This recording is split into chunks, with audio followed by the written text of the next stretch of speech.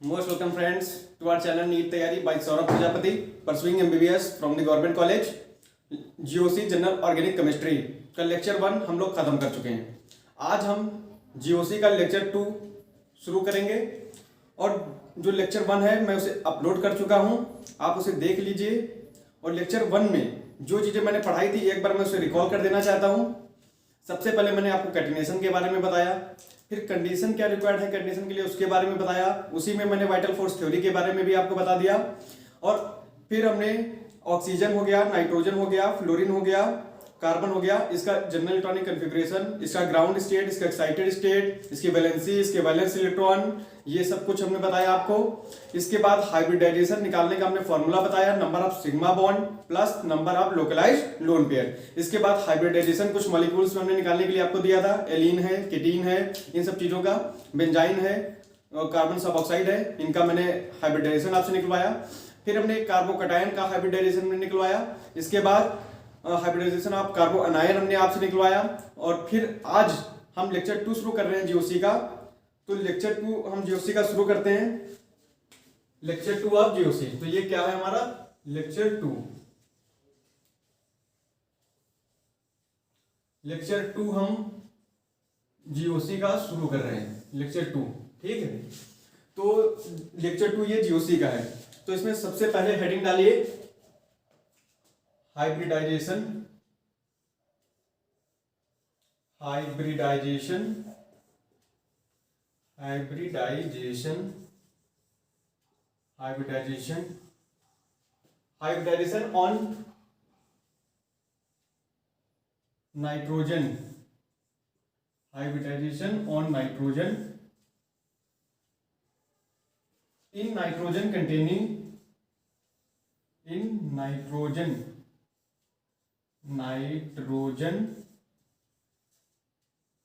nitrogen containing organic compound, nitrogen containing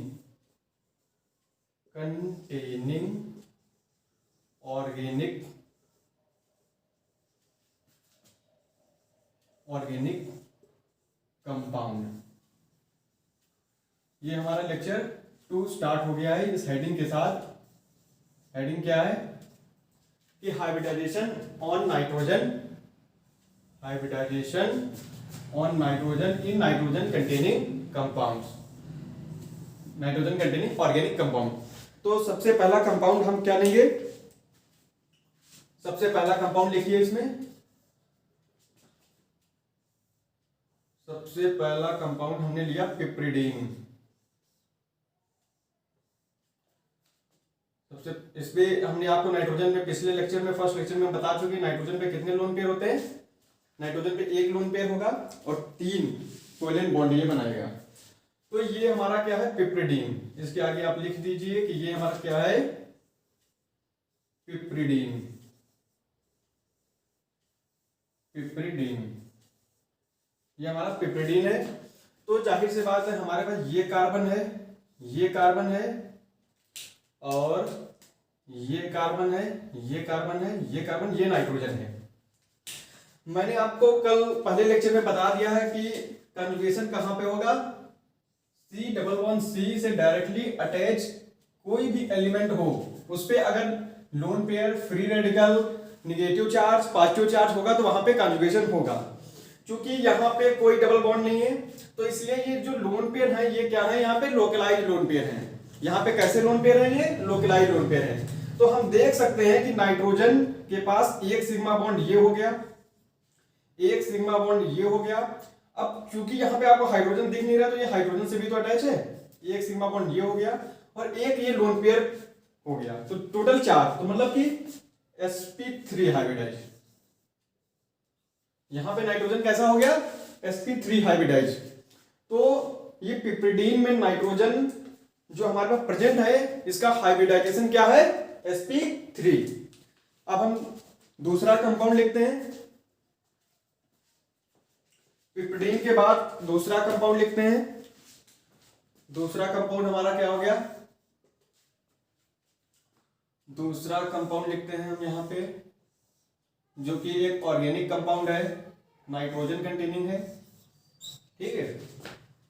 एक ये double bond, ये डबल बॉन्ड, एक ये डबल बॉन्ड और इस पे एक लोन पेयर, ठीक है। इसे हम कहते हैं पाइरिडीन। क्या बोलते हैं इसे? पाइरिडीन, PYRIDIN, इसको हम बोलते हैं पाइरिडीन। ये पाइरिडीन हम इसे बोलते हैं, तो जाहिर सी बात है, हमने कह दिया था आपसे कि दो एटम के बीच में डबल बॉन्ड हो, उससे डायरेक्टली तीसरे एटम के पास lone pair, free radical, negative charge अगर या पॉजिटिव चार्ज हो तो वो कौन सी पोजीशन होगी? वहां पे कॉन्जुगेशन होगा, वहां पे रेजोनेंस होगी। तो यहां पे आप देख सकते हैं कि यहां पे या तो ये लोन पेयर यहां पे डीलोकलाइज होगा या बॉन्ड। अगर लोन पेयर और अगर डबल बॉन्ड, पाई बॉन्ड के बीच में जो जिसका डीलोकलाइजेशन होता है वो किसका होता है? पाई बॉन्ड को हम प्रेफरेंस देते हैं वहां पे। तो यहां पे ये पाई बॉन्ड तो डीलोकलाइज होगा, ठीक है, लेकिन यहां पे एक सिग्मा बॉन्ड ये हो गया, एक सिग्मा बॉन्ड ये हो गया, एक ये हमारा लोन पेयर हो गया, ठीक है। तो 1 2 3 इसकी वैलेंसी भी कंप्लीट है, यहां पे हाइड्रोजन नहीं है क्योंकि यहां पे इसकी वैलेंसी कंप्लीट है इसी से। तो 1 2 3, तो इसका मतलब ये sp2 हाइब्रिडाइज हुआ। पाइरिडीन हमारा क्या हुआ? sp2 hybridise. पाइरिडीन हमारा sp2 हाइब्रिडाइज हो गया। आप इसे नोट करें, पिप्रिडीन हो गया, पाइरिडीन हो गया, पिप्रिडीन पे नाइट्रोजन sp3 हाइब्रिडाइज है, पाइरिडीन पे नाइट्रोजन क्या है? sp2 हाइब्रिडाइज्ड है। इसे नोट करें।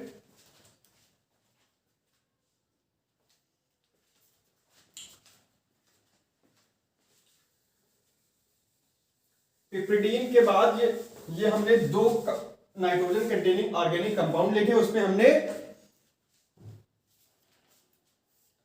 उस पर हमने क्या पता किया कि उसका हाइब्रिडाइजेशन क्या है नाइट्रोजन का। तीसरा नाइट्रोजन कंटेनिंग ऑर्गेनिक कंपाउंड में लिखने जा रहा हूं, वो क्या है? पाइरोल।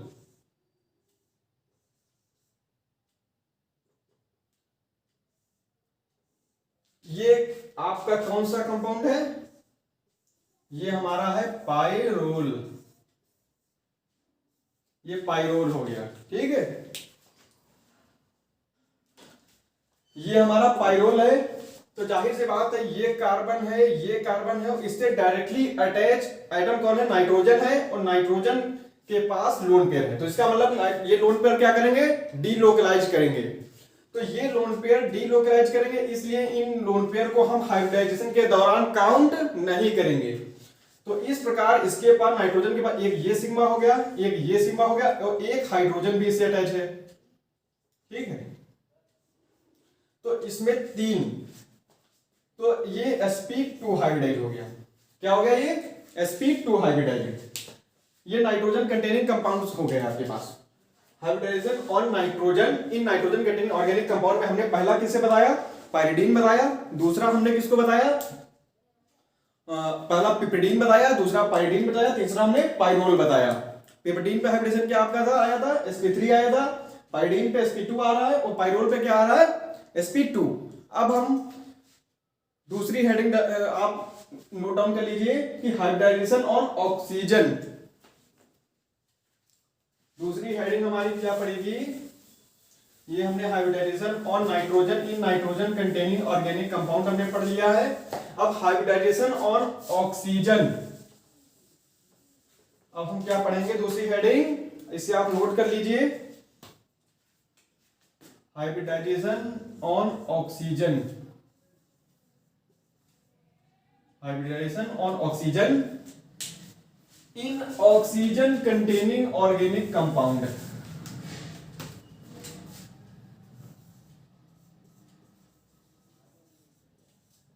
इन ऑक्सीजन कंटेनिंग ऑर्गेनिक कंपाउंड। तो इसमें पहला हमने कंपाउंड कौन सा लिख दिया?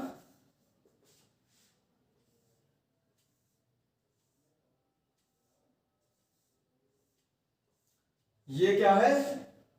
फ्यूरॉन। ये हमारा कौन सा कंपाउंड है? इसका नाम है फ्यूरान। इसका नाम क्या है? फ्यू, इसको क्या कहते हैं?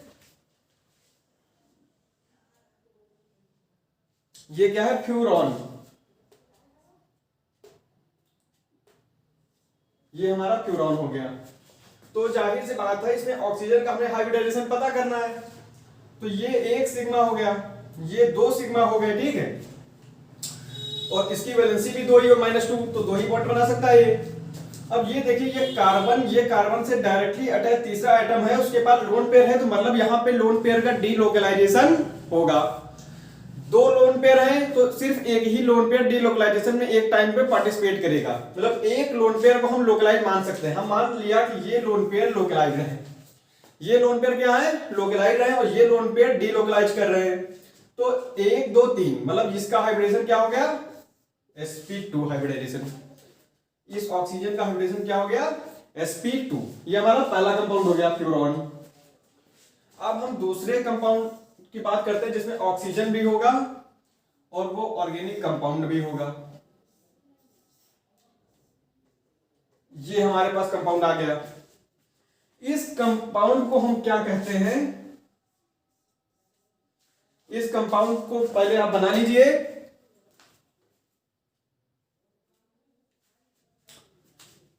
इस कंपाउंड को आप बना लीजिए, तो ये है टेट्राहाइड्रोफ्यूरॉन।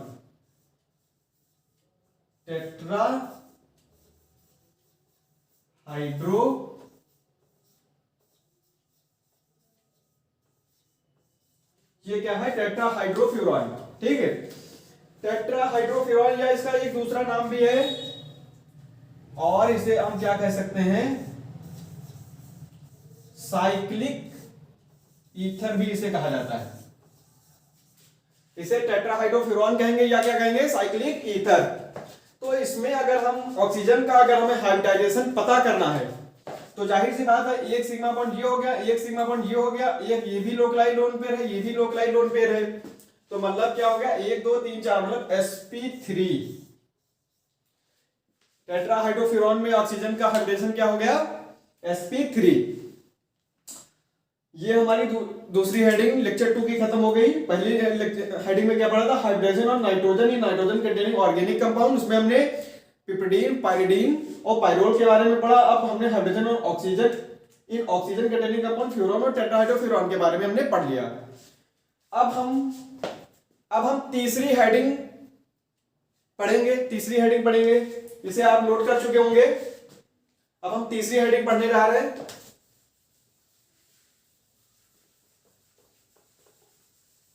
तीसरी हेडिंग हमारी जो होगी वो होगी इफेक्ट ऑफ हाइब्रिडाइजेशन। क्योंकि कार्बन या तो sp हाइब्रिडाइजेशन शो करेगा, या sp2 हाइब्रिडाइजेशन शो करेगा, या sp3 हाइब्रिडाइजेशन शो करेगा। तीसरी हेडिंग जो होगी इंपॉर्टेंट हेडिंग है, जिसमें से कई बार डायरेक्ट क्वेश्चन बन जाते हैं नीट में। Effect of hybridisation,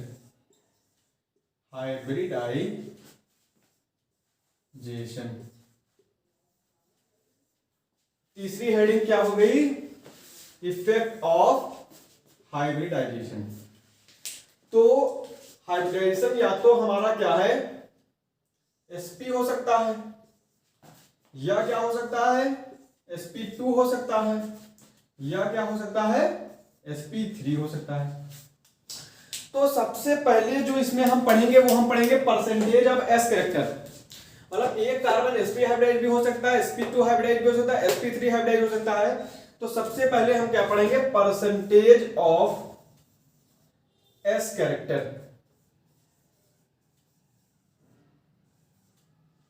percentage of s character.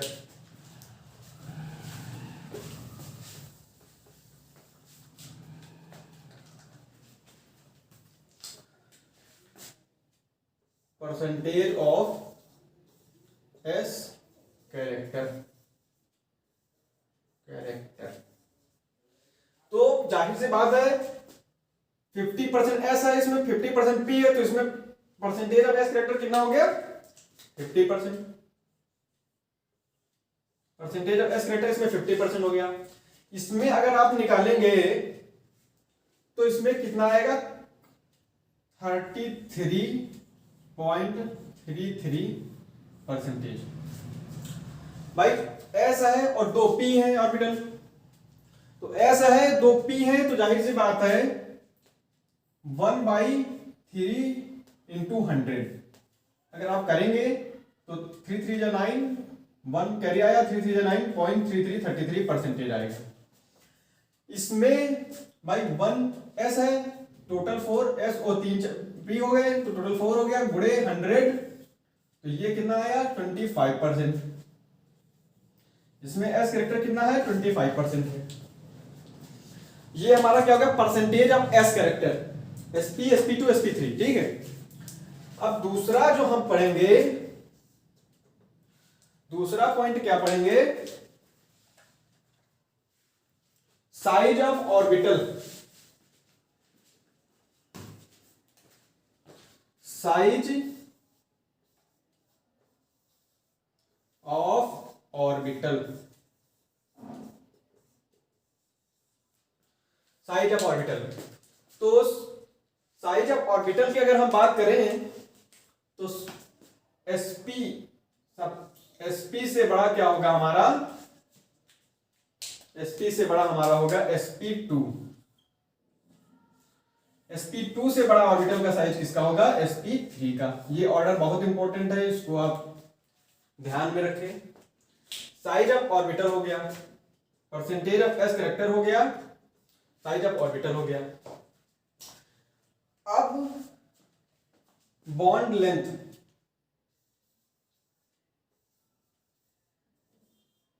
Bond length, bond length की बात करें, अगर sp से बड़ा बॉन्ड लेंथ किसकी होगी, sp2 की होगी।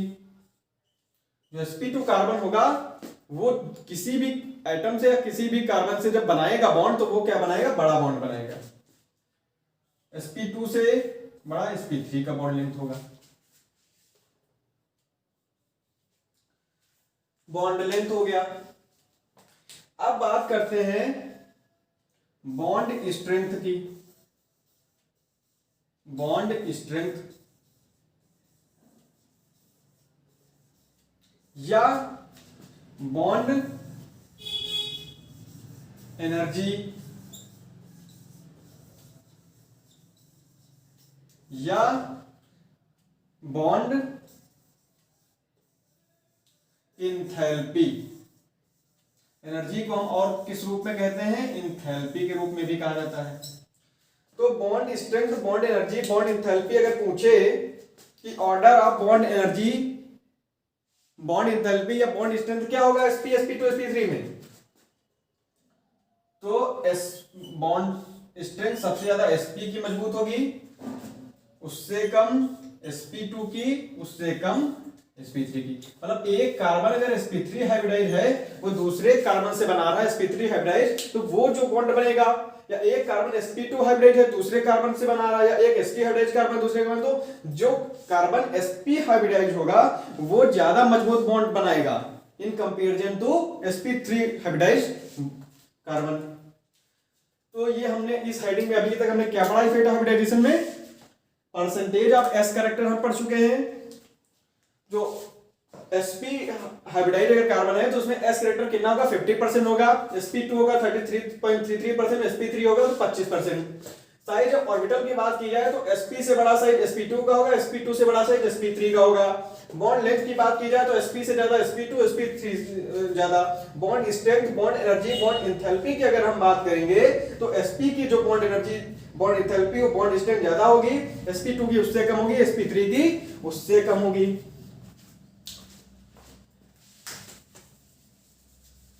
अब एक और चीज इसमें बच रही है, वो है इलेक्ट्रोनेगेटिविटी।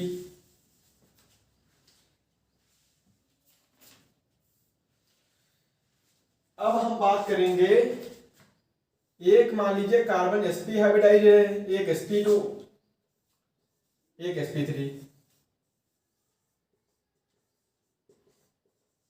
अब हम बात किसी कर रहे हैं, इलेक्ट्रोनेगेटिविटी की।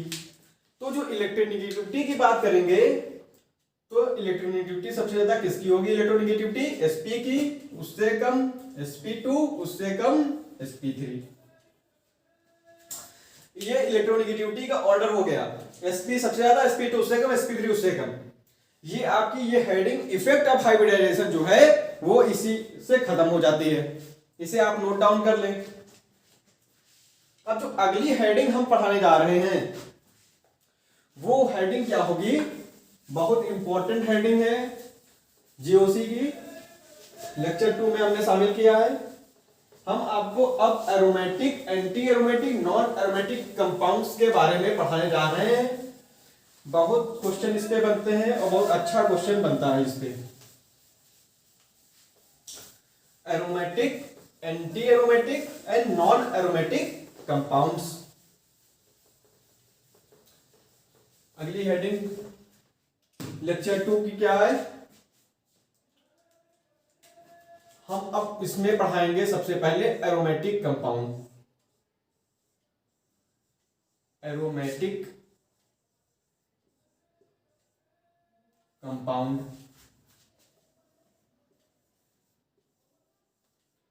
Aromatic compound.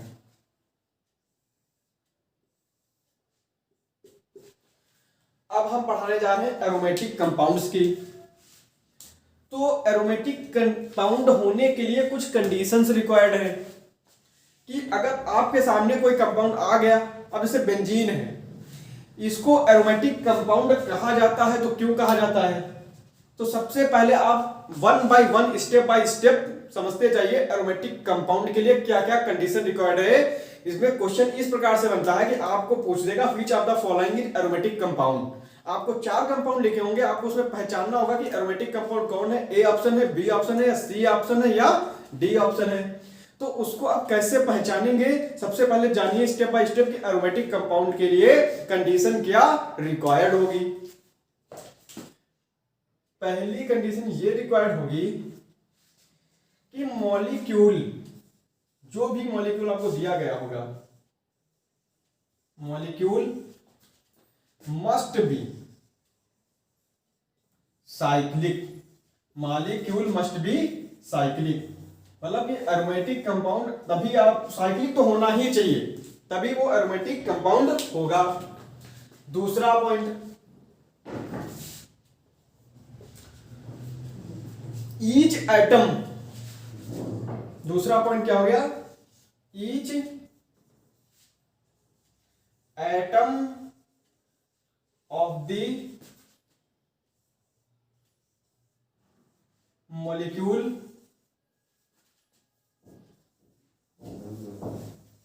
Should, each atom of the molecule should be sp2 hybridize, मतलब कि साइक्लिक तो होना ही चाहिए। इसके बाद हर एटम उस मॉलिक्यूल का क्या होना चाहिए, sp2 हाइब्रिडाइज होना चाहिए। Each atom of the molecule should be sp2 hybridized। या इसी को दूसरे रूप में देखा जाए, इसका मतलब हुआ भाई sp2 हाइब्रिडाइज्ड है तो ज्योमेट्री कैसी होगी, ट्राइगोनल प्लेनर, प्लेनर ज्योमेट्री होगी, मतलब molecule should be planar. Each atom of the molecule should be sp2 hybridized।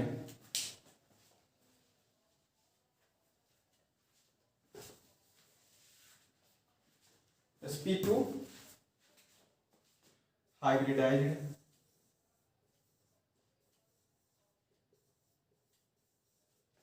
मतलब planar. Molecule should be planar.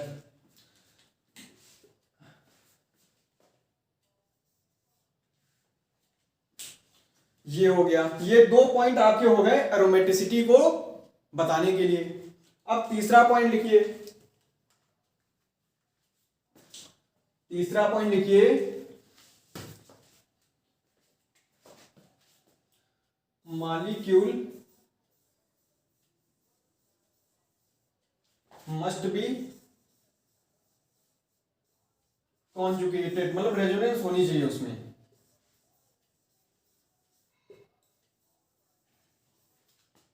Conjugated, molecule must be conjugated, मतलब उसमें रेजोनेंस होना चाहिए। फोर्थ पॉइंट लिखिए, हो आपको 3 पॉइंट हम बता चुके हैं एरोमेटिसिटी को डिफाइन करने के लिए, किसी भी मॉलिक्यूल में एरोमेटिसिटी को शो करने के लिए। अब जो चौथा पॉइंट हम आपको बताने जा रहे हैं, तो मॉलिक्यूल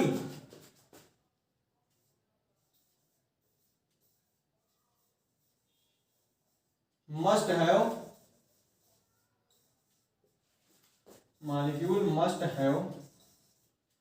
4n+2 conjugated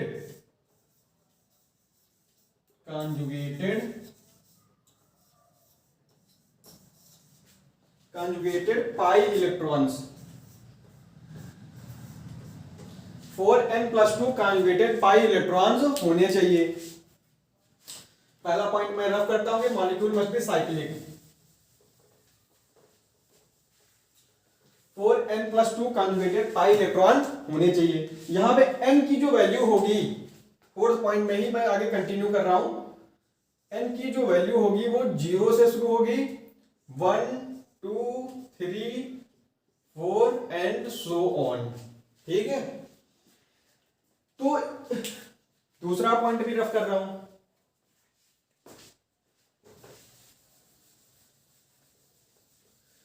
4n+2 पाई कॉन्जुगेटेड पाई इलेक्ट्रॉन होना चाहिए।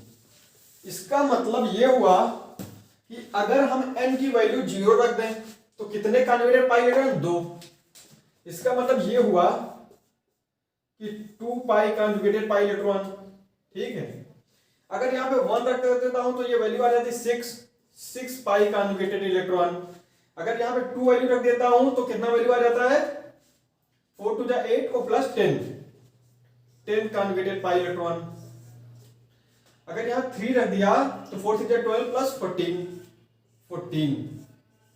ऐसे ही 2 पाई कॉन्जुगेटेड पाई इलेक्ट्रॉन, 6 पाई, 10 पाई, 14 पाई, इसी टाइप के अगर कॉन्जुगेटेड पाई इलेक्ट्रॉन आ रहे हैं, conjugated pi electrons, then molecule would be, molecule क्या हो जाएगा? एरोमेटिक हो जाएगा। अगर इतने कॉन्जुगेटेड पाई इलेक्ट्रॉन आ रहे हैं तो मॉलिक्यूल क्या हो जाएगा? कंजुगेटेड हो जाएगा।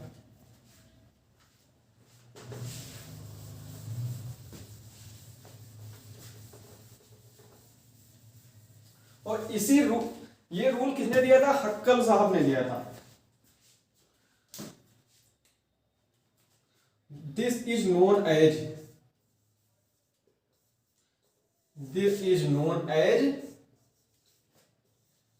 हक्कल, HUCKLE, ये साइंटिस्ट है। Huckel rule of aromaticity, Huckel rule of aromaticity.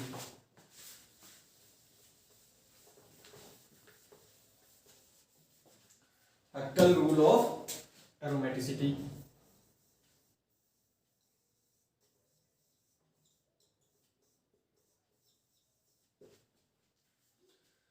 तो 4n+2 कॉन्जुगेटेड पाई इलेक्ट्रॉन होने चाहिए, क्या बताने के लिए? एरोमेटिसिटी को बताने के लिए। तो एरोमेटिसिटी, कोई कंपाउंड, कोई मॉलिक्यूल एरोमेटिक है कि नहीं है, उसके लिए पहली कंडीशन क्या होनी चाहिए? कि मॉलिक्यूल मस्ट बी साइक्लिक, मतलब कि साइक्लिक होना चाहिए मॉलिक्यूल। और दूसरी कंडीशन क्या होगी? कि मॉलिक्यूल में जितने भी एटम्स हैं वो सभी sp2 हाइब्रिडाइज होने चाहिए। और तीसरी कंडीशन क्या हो गई? जब sp2 हाइब्रिडाइज है तो जाहिर सी बात है वो मॉलिक्यूल क्या होगा? प्लेनर, एक ही प्लेन में होगा। और तीसरी, कॉन्जुगेटेड पाई इलेक्ट्रॉन होने चाहिए। अब कितने कॉन्जुगेटेड पाई इलेक्ट्रॉन जब आप काउंट करेंगे तो अगर उनकी संख्या 4n+2 पाई कॉन्जुगेटेड पाई इलेक्ट्रॉन को अगर फॉलो कर रही है तो वो कंपाउंड एरोमेटिक। इन सारी चारों कंडीशन को फॉलो कर रहा होगा कोई कंपाउंड तो वो क्या हो जाएगा? एरोमेटिक कंपाउंड हो जाएगा। अब एक एग्जांपल इसमें देख लीजिए। मान लीजिए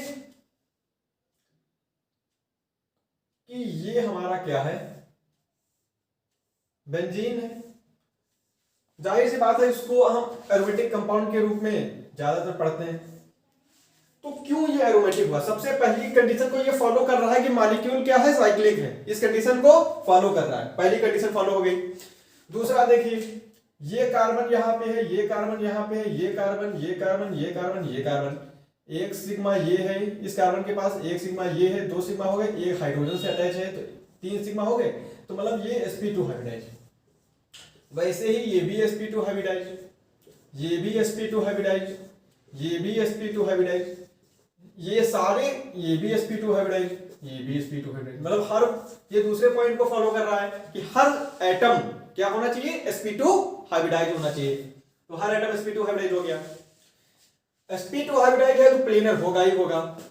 अब इसमें कॉन्जुगेटेड पाई इलेक्ट्रॉन गिनिए, यहाँ पे ये पाई बॉन्ड कॉन्जुगेशन में है, ये पाई बॉन्ड कॉन्जुगेशन में है, ये पाई बॉन्ड कॉन्जुगेशन में है, मतलब 1 2 3, तो 2 पाई इलेक्ट्रॉन यहां, 2 यहां, 2 यहां, 6 कॉन्जुगेटेड पाई इलेक्ट्रॉन हो गए। तो देखिए इसमें 6 कॉन्जुगेटेड पाई इलेक्ट्रॉन है, इसका मतलब है ये कंपाउंड क्या है, बेंजीन जो है एक एरोमेटिक कंपाउंड है। अब हम जो दूसरी हेडिंग डालेंगे वो हम क्या पढ़ेंगे, anti aromatic compound.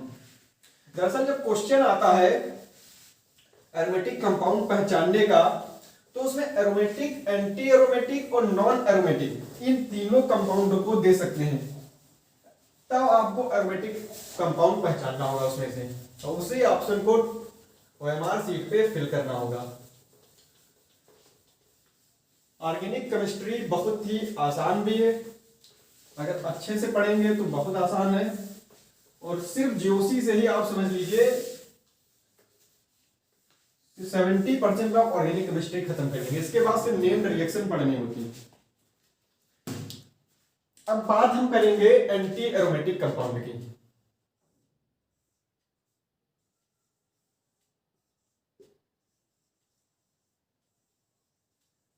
Anti aromatic compound, हमने एरोमेटिक कंपाउंड अच्छे से कर लिया है। अब हम किसकी बात करने जा रहे हैं, एंटी एरोमेटिक कंपाउंड की। अब हम बात करने जा रहे हैं एंटी एरोमेटिक कंपाउंड की। तो एंटी एरोमेटिक कंपाउंड में पहला पॉइंट वैसे ही लिखिए कि हम कैसे मॉलिक्यूल को पहचानेंगे कि ये मॉलिक्यूल हमारा, ये कंपाउंड हमारा एंटी एरोमेटिक है। जैसे हमने एरोमेटिक पढ़ा, अब उसी प्रकार से पहला पॉइंट उसी हिसाब से स्टेप वाइज लिखिए।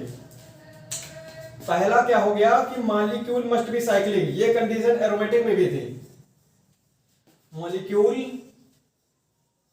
मस्ट बी साइक्लिक,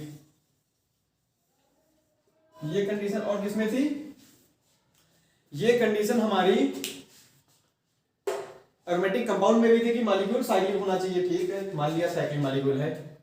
अभी तो पेज फंसा हुआ है, अभी एरोमेटिक कंपाउंड और एंटी एरोमेटिक कंपाउंड के बीच में पेज फंसा हुआ है, क्योंकि दोनों में कंडीशन सेम आ रही है कि मॉलिक्यूल साइक्लिक होना चाहिए।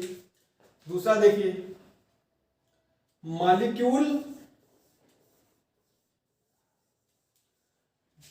Must be, molecule must be planar, वही वाली कंडीशन है जो एरोमेटिक कंपाउंड में थी। मतलब ईच एटम, उस मॉलिक्यूल में जितने एटम प्रेजेंट होंगे, each atom should B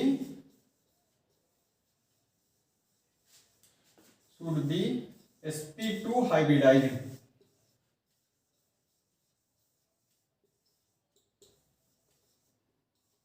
each atom should be sp2 hybridized. हर एटम क्या होना चाहिए, sp2 हाइब्रिडाइज्ड। यही कंडीशन किसमें थी, एरोमेटिक कंपाउंड में भी थी। Each atom should be sp2 hybridised. तीसरा point, molecule must have conjugation. तो यही स्थिति किसमें थी, एरोमेटिक कंपाउंड। अभी यहां तक आप एरोमेटिक एंटी एरोमेटिक बराबर रूप से चले हैं। अब जो डिफरेंस क्रिएट होगा वो अब क्रिएट होगा।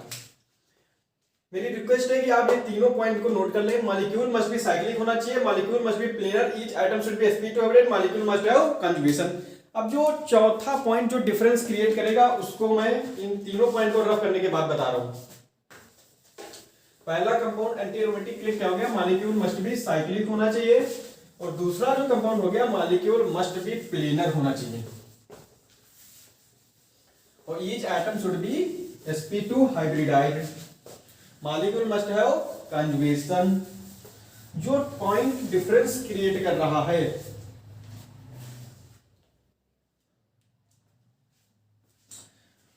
ये चौथा पॉइंट डिफरेंस क्या क्रिएट कर रहा है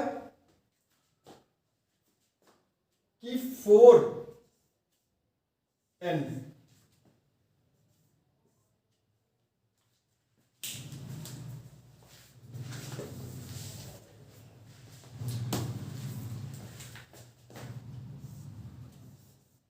molecule must have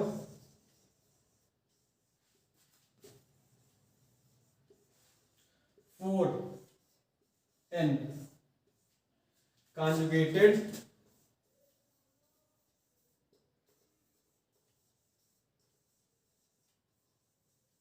pi electrons। मतलब 4 वहां पे क्या था हकल रूल कि वहां 4n+2 पाई कॉन्जुगेटेड पाई इलेक्ट्रॉन्स थे, और यहां पे कितने होने चाहिए 4n कॉन्जुगेटेड पाई इलेक्ट्रॉन, लेकिन यहां पे जो n की वैल्यू होगी वो 1 से शुरू होगी, 1 2 3 4 एंड सो ऑन। वहां पे कहां से शुरू थी 0 से। तो यहां पे अगर हम मान लीजिए n की वैल्यू अगर हम यहां पे 1 रखें तो क्या आएगा 4 पाई कॉन्जुगेटेड पाई इलेक्ट्रॉन, 2 रखें तो 8 पाई कॉन्जुगेटेड पाई इलेक्ट्रॉन, अगर यहाँ पे 3 रखें तो 12 पाई कॉन्जुगेटेड पाई इलेक्ट्रॉन, 16 पाई कॉन्जुगेटेड इलेक्ट्रॉन। मतलब ये मॉलिक्यूल साइक्लिक हो और प्लेनर हो और उसमें कंजुगेशन प्रेजेंट हो, और अगर 4 का टेबल आ जाए कॉन्जुगेटेड पाई इलेक्ट्रॉन को काउंट करने पर 4 का पहाड़ा आ जाए कॉन्जुगेटेड पाई इलेक्ट्रॉन का, इट मींस मॉलिक्यूल क्या हो गया एंटी एरोमेटिक हो गया। ठीक है, तो इसे क्या कहा जाता है, इस रूल को क्या कहा गया, दिस इज नोन एज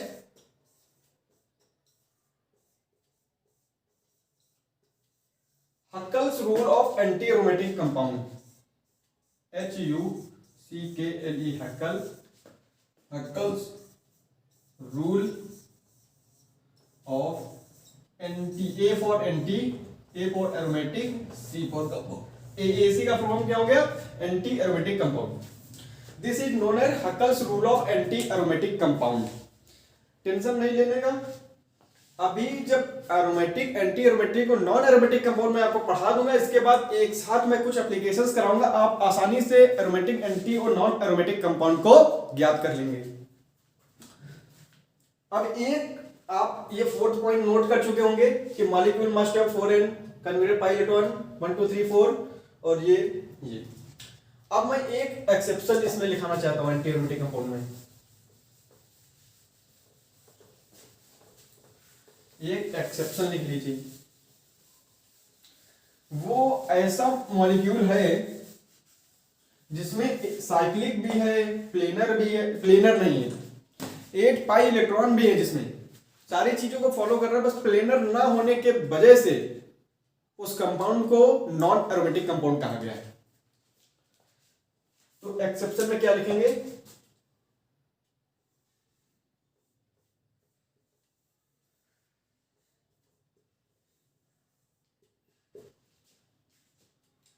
कि cyclooctatetraene, cyclo octa टेट्राइन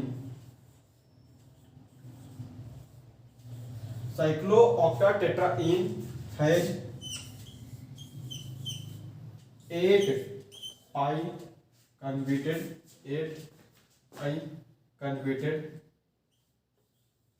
conjugated electrons, still it is non aromatic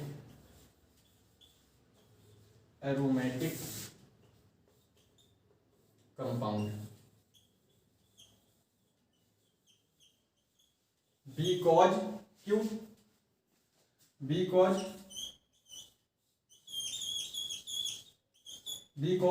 कारण क्या है इसका? एंटी एरोमेटिक ना होके cyclooctatetraene has 8 pi converted electron, still it is non aromatic compound because it is non planar molecule.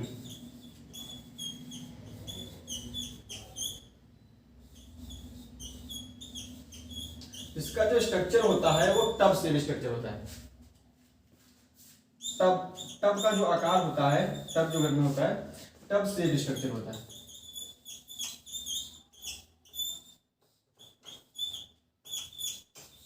Tub same structure इसका होता है। तो ये क्या हो गया? हमारा एक्सेप्शन हो गया। ये होना क्या चाहिए था? 1 पाई इलेक्ट्रॉन है तो ये होना चाहिए था एंटी एरोमेटिक कंपाउंड, लेकिन है क्या? Non aromatic compound. क्या है ये? Non aromatic compound. क्यों नॉन एरोमेटिक कंपाउंड है? क्योंकि ये प्लेनर नहीं है।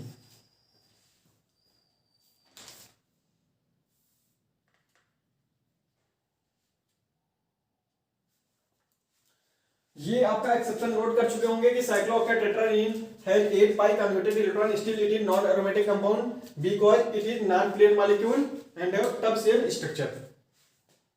ये एक्सेप्शन हो गया। अब हम नॉन एरोमेटिक कंपाउंड के बारे में पढ़ेंगे। एरोमेटिक हो गया, नॉन एंटी एरोमेटिक हो गया।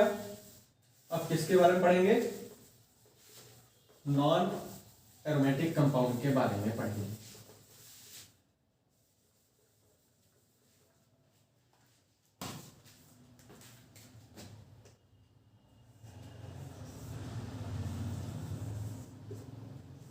Non aromatic compound, aromatic compound समझ गए, एंटी एरोमेटिक कंपाउंड समझ गए।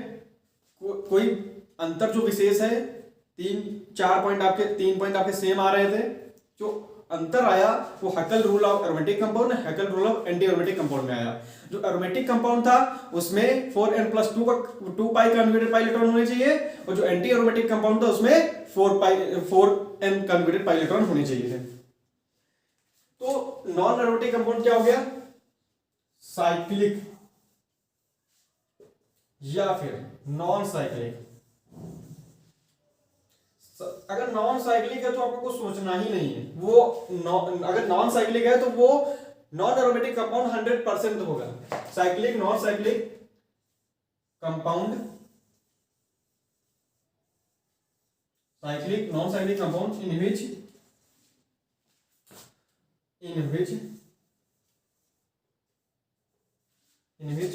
One atom is sp3 hybridize. अगर नॉन साइक्लिक है तो कुछ सोचना ही नहीं है, वो तो नॉन एरोमेटिक कंपाउंड होगा ही होगा। अगर साइक्लिक या नॉन साइक्लिक कंपाउंड है, अगर कहीं पर भी आपको उसमें कोई भी एटम sp3 हाइब्रिडाइज आपको दिख जाए तो वो 100% ना ही एरोमेटिक होगा ना ही एंटी एरोमेटिक होगा। वो क्या होगा? नॉन एरोमेटिक कंपाउंड होगा। Cyclic non cyclic compound in which one atom is sp3 hybridize. ये आपका पूरा हुआ aromatic compound, anti aromatic compound and non aromatic compound. अब जो कैरेक्टरिस्टिक है aromatic, anti aromatic, non aromatic compound, वो अगली हेडिंग हम पढ़ेंगे, इसको आप नोट कर लें।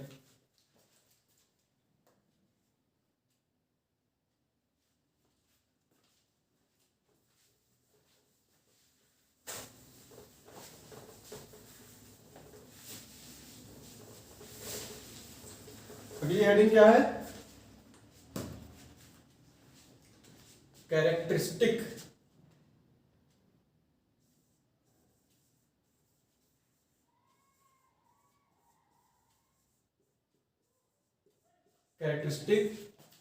ऑफ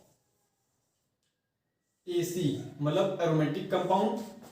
ठीक है, इसको आप समझ लीजिएगा। Characteristic of aromatic compound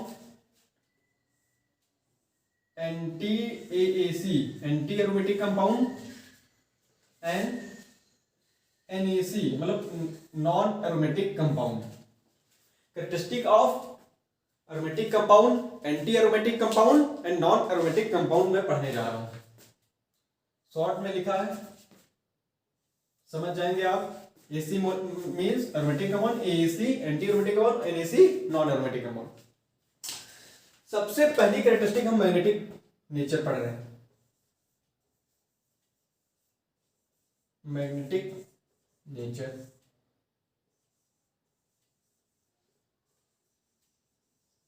magnetic nature. तो जो एरोमेटिक कंपाउंड होते हैं मतलब एसी, एरोमेटिक कंपाउंड में, एरोमेटिक कंपाउंड क्या होंगे? डायामैग्नेटिक, मतलब यहां पे इलेक्ट्रॉन पेयर्ड होंगे। डायामैग्नेटिक, डायामैग्नेटिक माने इलेक्ट्रॉन जो होंगे वो पेयर्ड होंगे, कोई अनपेयर्ड इलेक्ट्रॉन नहीं होगा। और एंटी एरोमेटिक कंपाउंड एएसी, ये क्या होंगे? पैरामैग्नेटिक होंगे।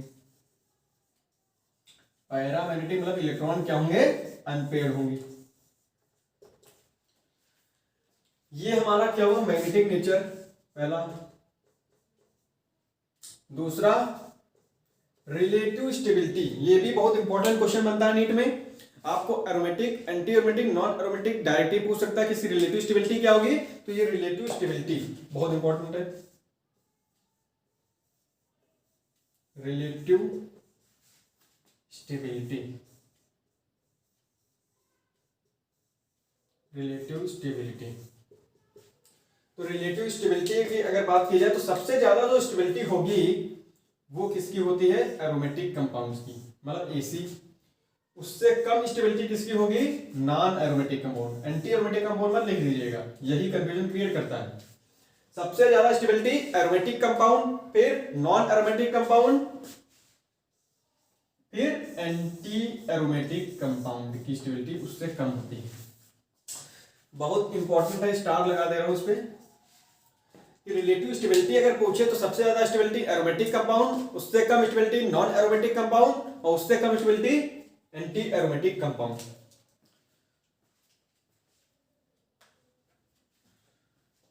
अब मैग्नेटिक नेचर हो गया, रिलेटिव स्टेबिलिटी हो गया। अब जो तीसरी जो कैरेक्टरिस्टिक हम पढ़ने जा रहे हैं,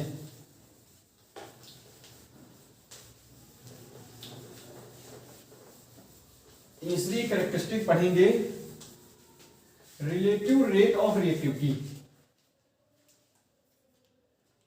तीसरी heading relative rate of reactivity बहुत इंपॉर्टेंट है।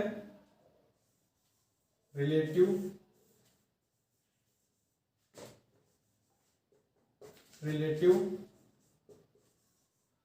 Rate of reactivity.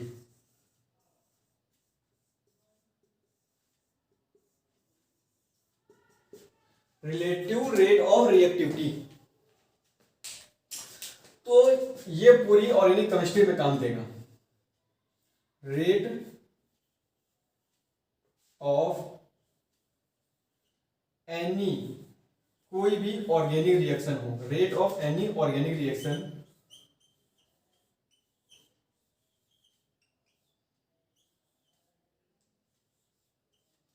Rate of any organic reaction directly proportional होगा स्टेबिलिटी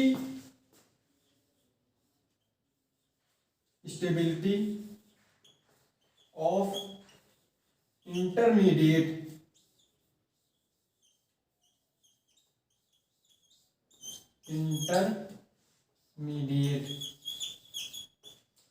फॉर्म।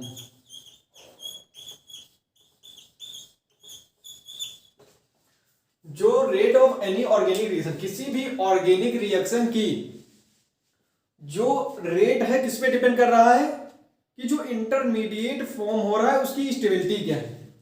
अगर इंटरमीडिएट, मान लीजिए पॉसिबिलिटी है कि एरोमेटिक कंपाउंड बनना है, और हम पढ़ चुके हैं अभी ऑर्डर की एरोमेटिक कंपाउंड का स्टेबिलिटी ज्यादा होता है, तो उसका रेट क्या होगा? फास्ट होगा। ठीक है,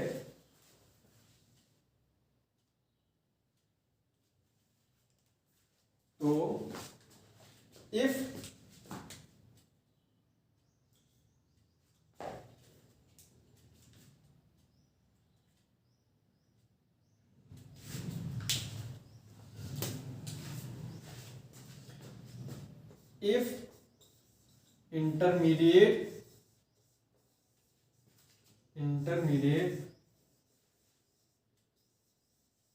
intermediate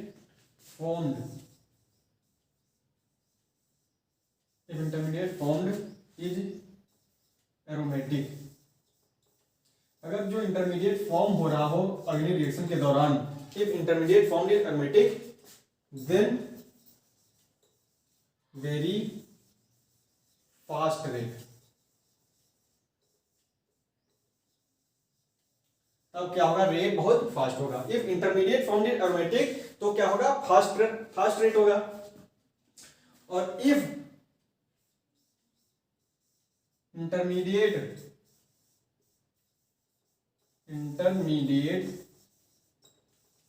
फॉर्म्ड,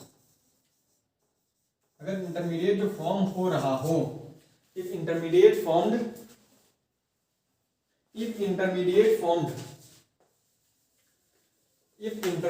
जो फॉर्म हो रहा हो, उसके आगे मैं ऊपर से कंटिन्यू कर रहा हूं, if intermediate formed is anti aromatic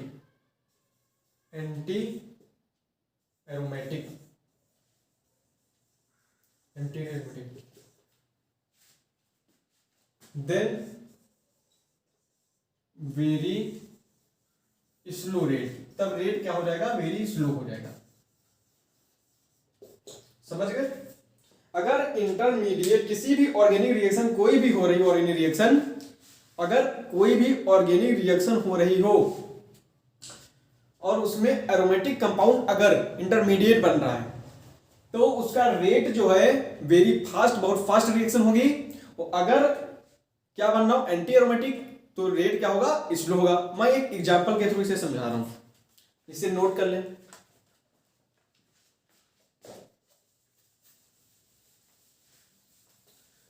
एक एग्जांपल के थ्रू मैं समझा रहा हूं कि क्यों, अगर एरोमेटिक कंपाउंड बनना, जाहिर सी बात है कोई भी रिएक्शन तभी होती है जब उसमें अनस्टेबिलिटी होती है, और हमेशा रिएक्शन जब आगे प्रोसीड करती है तो वो स्टेबिलिटी एक्वायर करने की तरफ प्रोसीड करती है। कोई भी रिएक्शन स्टेबिलिटी को एक्वायर करने की तरफ प्रोसीड करती है।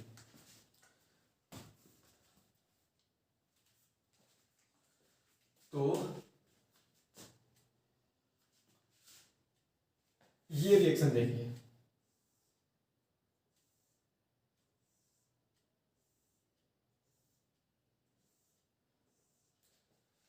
ये क्या है, साइक्लोपेंटाडाइईन, 1 2 3 4 5 कार्बन है तो साइक्लिक है, साइक्लोपेंटाडाइईन। इसकी मान लीजिए कोई रिएक्शन हो रही हो, ठीक है, और इसमें क्या बनना हो,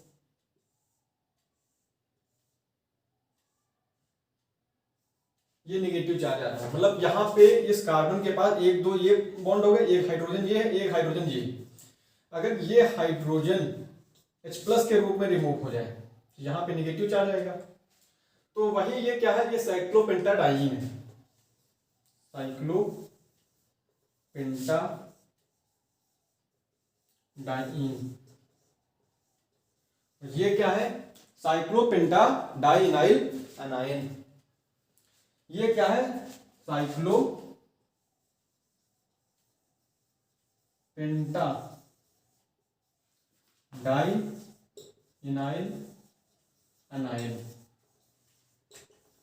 तो ये जो कंपाउंड है, ये क्या है, नॉन एरोमेटिक है। क्यों नॉन एरोमेटिक है, क्योंकि ये कार्बन क्या है, sp3 हाइब्रिडाइज्ड है, लेकिन H+ की रिमूव होने के बाद ये क्या बन जा रहा है, साइक्लोपेंटाडाइइनाइल अनायन बन जा रहा है। अब ये एरोमेटिक भी हो गया, क्योंकि 2 कंजुगेटेड पाई इलेक्ट्रॉन इधर, 2 कंजुगेटेड पाई इलेक्ट्रॉन इधर, टोटल 6 कंजुगेटेड पाई इलेक्ट्रॉन है, साइक्लिक है, प्लेनर है, तो ये क्या हो गया, एरोमेटिक। इसलिए इसका रेट क्या होगा, वेरी फास्ट होगा। इसका रेट वेरी फास्ट होगा। तो साइक्लोपेंटा, साइक्लो, सी से साइक्लो, पी से पेंटा, डी से डाइन, सीपीडी मतलब cyclopentadiene is highly acidic. Cyclopentadiene is highly acidic due to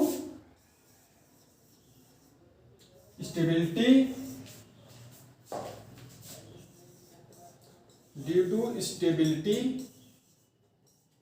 of aromatic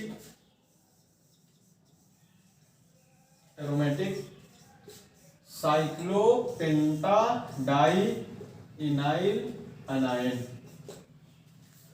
CPD मतलब cyclopentadiene is highly acidic due to stability of aromatic cyclopentadienyl anion की वजह से cyclopentadiene क्या है, highly acidic है, क्योंकि वो H+ को रिमूव करने के बाद, एसिडिक मतलब H+ दे रहा है तो H+ को रिमूव करने के बाद, H+ को डोनेट करने के बाद वो क्या बन जाएगा, साइक्लोपेंटाडाइनाइल अनायन बन जाएगा, जो कि क्या है, एरोमेटिक है, जो कि साइक्लिक है, जो कि प्लेनर है और हाईली स्टेबल है। ये आपका aromatic compound, anti aromatic compound और नॉन एरोमेटिक कंपाउंड आपका खत्म हो चुका है। अब आप कैसे जो क्वेश्चन बनता है, कैसे क्वेश्चन फ्रेम होता है, कैसे आप पता करेंगे एरोमेटिक नॉन एरोमेटिक और किस तरीके से आपको जाना चाहिए, वो मैं आपको ऑर्डर लिखा दे रहा हूं।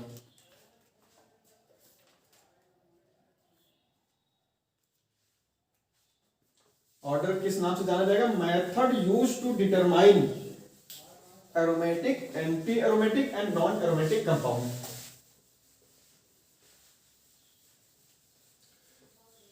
अगली हेडिंग क्या डालिए, अगली हेडिंग ये होगी कि method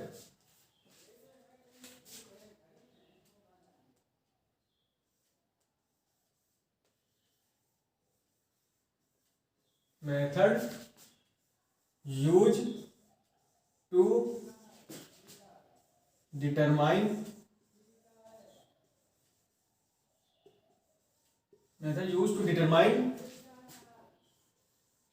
aromatic, A for aromatic, A for anti-aromatic, and A for aromatic, A for anti-aromatic and non-aromatic compound।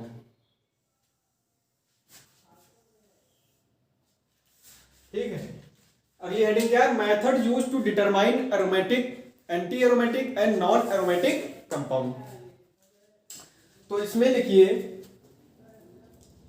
सबसे पहले आपके सामने कोई कंपाउंड जब आएगा, सबसे पहले आप ये पता कीजिए, डिसाइड हाइब्रिडाइजेशन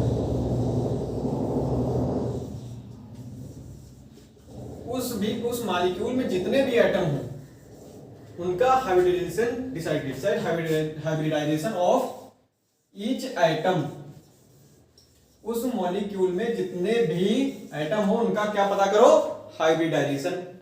दूसरा, पहले तो आप हाइब्रिडाइजेशन आपने पता कर लिया,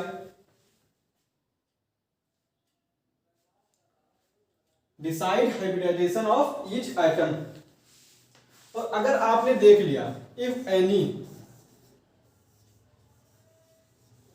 एटम इज, अगर आपने ये पाया कि कोई भी एटम sp3 हाइब्रिडाइज है उस मॉलिक्यूल में, if any atom is sp3 hybridise,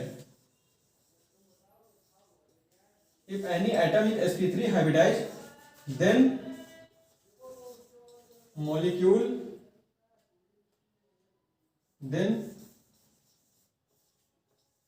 अब वो मॉलिक्यूल क्या हो जाएगा, then molecule, if any atom is sp3 hybridize, then molecule is non aromatic compound. आपको कुछ नहीं डिसाइड करना है, उसको क्या कह देना है कि वो नॉन एरोमेटिक कंपाउंड है। तीसरा point, if all atoms are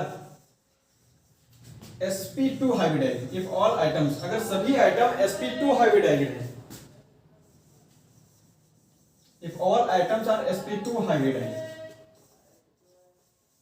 if all atoms are sp2 hybridize, अगर सभी एटम sp2 हाइब्रिडाइज आ रहे हैं तो देन इट विल बी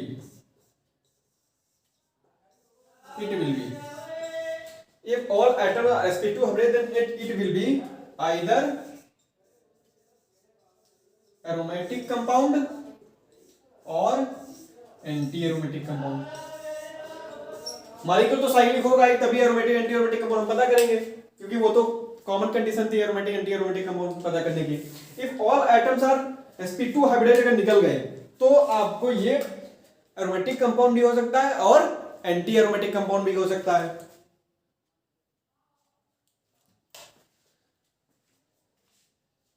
ठीक है,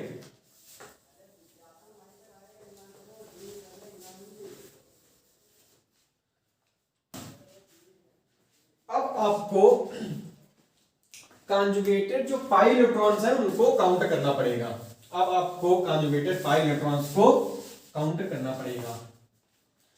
इतना आपने देखा कि इसमें जो है सभी sp2 हाइब्रिडाइज हैं, तो चौथा स्टेप क्या करना है, कैलकुलेट conjugated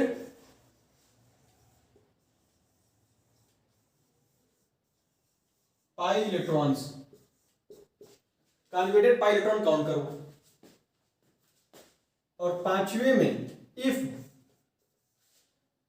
अगर 4 पाई conjugated pi electron, 8 pi conjugated pi electron, 12 पाई conjugated इलेक्ट्रॉन, 16 मतलब 4 का पहाड़ा आ जाए, मतलब 4 का जो है टेबल आ जाए, तो समझो उस कंपाउंड को क्या कहोगे, एंटी एरोमेटिक कंपाउंड है।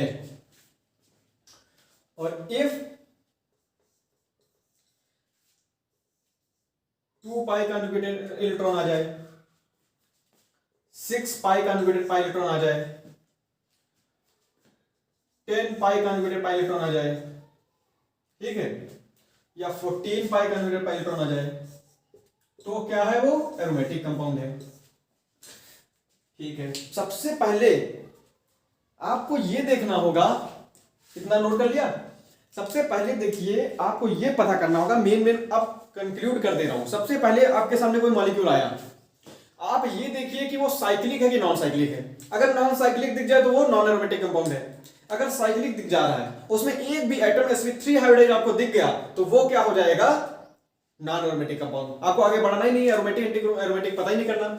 अगर सारे sp2 साइक्लिक भी आ रहा है, सारे sp2 हाइब्रिड हैं, तो उनमें काउंट करो कॉन्जुगेटेड पाई इलेक्ट्रॉन। तो अगर कॉन्जुगेटेड पाई इलेक्ट्रॉन की संख्या 4 का पहाड़ा आ रही है, 4 का टेबल आ रहा है, तो समझ लीजिए वो एंटी एरोमेटिक है। अगर 4 का टेबल नहीं आ रहा तो समझ लो नॉन एरोमेटिक कंपाउंड है। सिंपल, इतना हो गया।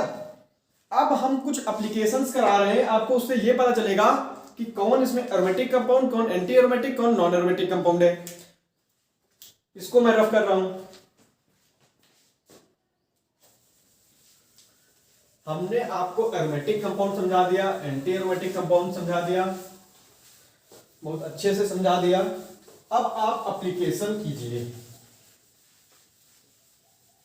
आपके सामने मॉलिक्यूल्स को प्रस्तुत किया जाएगा और आपको यह बताना होगा कि वो फॉलोइंग कंपाउंड एरोमेटिक है कि नॉन एरोमेटिक है कि क्या है। यहां पे क्या है, कंपाउंड, ठीक है, ये यहां पे कंपाउंड हो गया और यहां पे एरोमेटिक कंपाउंड है कि एंटी एरोमेटिक कंपाउंड है कि नॉन एरोमेटिक कंपाउंड है, ये आपको बताना है। इसको आप लिख लीजिए पेज पे, लेफ्ट हैंड साइड पे कंपाउंड, राइट हैंड साइड पे aromatic, anti aromatic, non aromatic, और पहला कंपाउंड ये है आपके सामने। मान लीजिए आपके सामने कंपाउंड आ गया,